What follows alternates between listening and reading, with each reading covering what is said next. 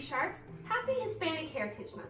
Today we're going to read the biography of Pura Belpre, a librarian who changed the world of libraries forever in planting stories.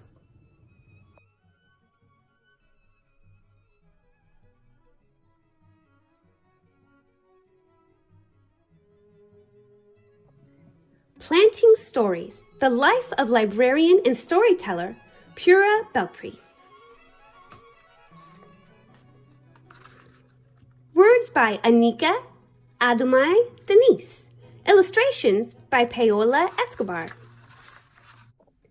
It is 1921. Pura Teresa Belpre leaves her home in San Juan for a visit to Nueva York. Words travel with her, stories her abuela taught her. Cuentos folclóricos Pura retold in the shade of a tamarind tree in Puerto Rico. Now a new island stretches before her, ripe for planting seeds of the cuentos she carries. Manhattan, a city of hustle and bustle, bigger, louder, crowded, yet alive with hope and possibility. What begins as a visit to celebrate her sister's wedding becomes the first step in a new land. Y una vida nueva for Pura. She works first in a garment factory, but it is cold floors and hard edges, not the soft, fertile ground where the seeds take root. Then a golden opportunity. Una bendición! The library needs a bilingual assistant. Pura speaks Spanish, English, and French. She is perfect for the job. But where are her abuela's stories? Not one folk tale from Puerto Rico is on the shelves. How lucky for the library that Pura has story seeds ready to plant and grow. In the children's room, she lights the story hour candles and begins. Her eyes dance, her voice sings. Pura's words paint a picture of a little house with a round balcony where Martina, a beautiful Spanish cockroach, meets Perez, a handsome and gallant mouse. El ratoncito Perez y la cucarachita Martina, a tale from the tamarind tree. When Pura's story is done, each child makes a wish on the candle, and with a wisp of air, whoosh, la velva is blown out. Now Pura has a wish too, to plant her story seeds throughout the land. Pura learns to make puppets. She snips and sews their clothes, paints their delicate faces. Families come and hear folk tales in Inglés and Espanol to watch Pura's puppets dance across the stage of her stories. But the library needs libros for the shelves. How can more children read Perez y Martina and other cuentos de Puerto Rico? Pura puts her story in an envelope and mails it to Frederick Warner Publisher. Soon, Perez y Martina is a book. Now a published author, puppeteer, and storyteller, Pura travels from branch to branch, classroom to classroom, to churches and community centers, planting her story seeds in the hearts and minds of children new to this island who wish to remember La Laguna y los colores of home. Writing, learning, speaking, teaching, traveling, Pura does not slow down until, like the beautiful Martina, she meets her Perez.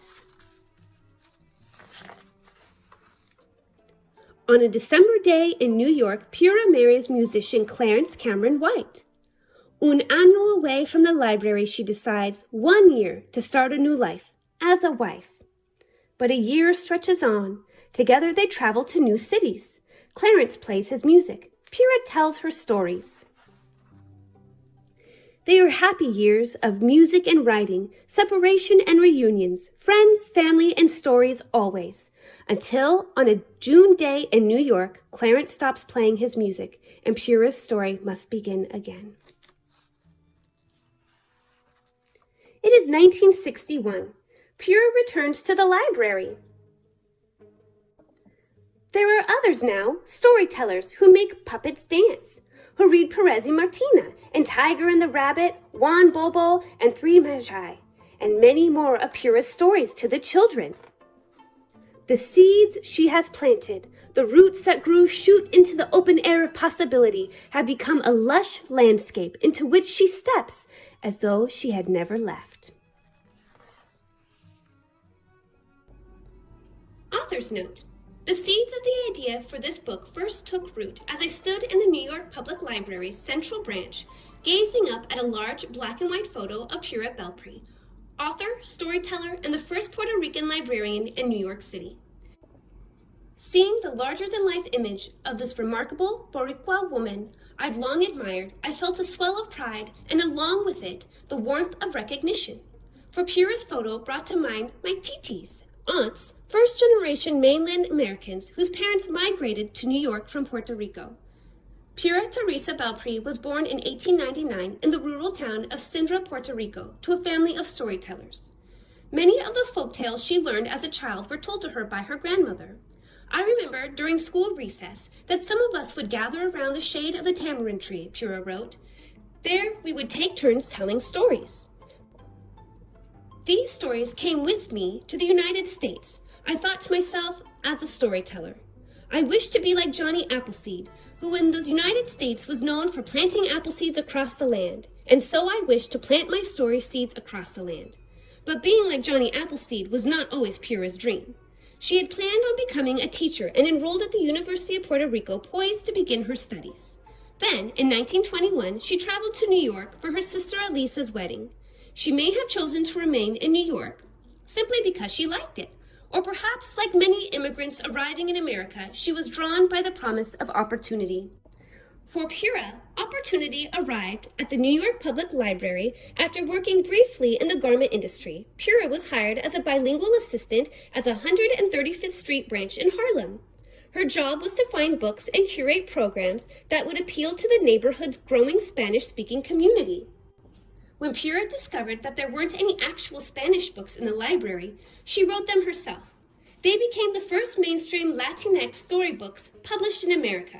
Putting to use the skills she'd learned at library school, Pura made colorful puppets for Bilingual Story Hour and hosted traditional Latinx holiday celebrations featuring folktales performed in English and Spanish. Spanish-speaking immigrants who once thought the library wasn't for them now felt at home. Pura's boundless energy, curiosity, and captivated storytelling transformed the branches where she worked into vibrant cultural community hubs.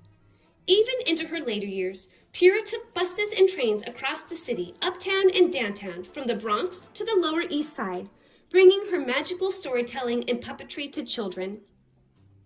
On the eve of her death, on July 1, 1982, Pura received a Lifetime Achievement Award from the New York Public Library. Now each year, the American Library Association recognizes outstanding works of literature by Latinx authors and illustrators with the Pura Belpre Award. Her life and work as librarian, storyteller, author, and advocate for Latinx community is a testament to the power of her own stories to build bridges, not just to literacy, but to social change. Every time I enter a bright and cheerful children's room of a library or read a Puerto Rican folktale to my daughters, I think of Pura and feel grateful for the seeds she planted.